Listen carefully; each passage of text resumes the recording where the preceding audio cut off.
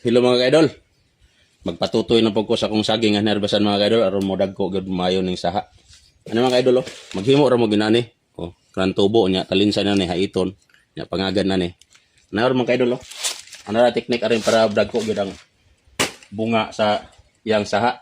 Nya asa ganitong napabor ang saha dito pud ang atong bangag. Kaidol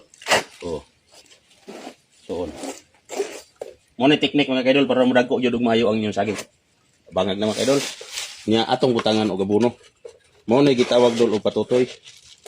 Ang abono mga kaidol, potas, calcium nitrate, 1620 og winner.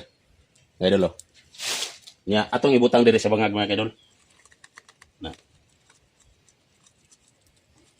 Nya duha man ay kabuok. Duha man ay ka saha, duha mo nato. Kani kinaon mga kaidol. Kani kinaon niya. Ato nang itabon sa bangag. Sok-sok sa bangag kaidol sulod. Ano?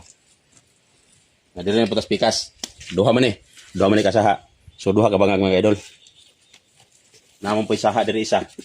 Diri po nato ipabor sa iyang saha ang kaidol.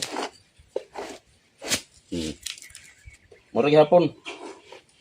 Butangan og abono. Sulod na. Palihog lang kong share mga kaidol aron daghan ang makabalo ani. Mingon sila nga malata daw ang saging kung butang abono. Dili man ni maunsa mga kaidol. Kay kaning akong gibugsukan kuan ba ni? Hinarbisan man ni kaidol. Taraw. Hinarbisan na. Hinarbisan. Unya kaning inahan mga kaidol. Kaning hinarbisan dili naman ni siya musupsop og abono. Ang musuyop sa abono mga kaidol, kaning yang anak. Kani. Ang tubig ani, kuslan nga mo produce ni siya tubig mo pakaon ig tubig sa ang anak. Butangan na tog abono kay aron ang masupsop nga tubig sa yang anak siyang saha nay abono. So tambok ni siya mga kaidol. Para na mga kaidol Iligunga ani. Perti jud ni nagkuha mga kaidol. Kay gipakaon naman ang inahan. Ningon sila nga bugok daw ko kay malata daw ng saging. Nya dubli daw gasto.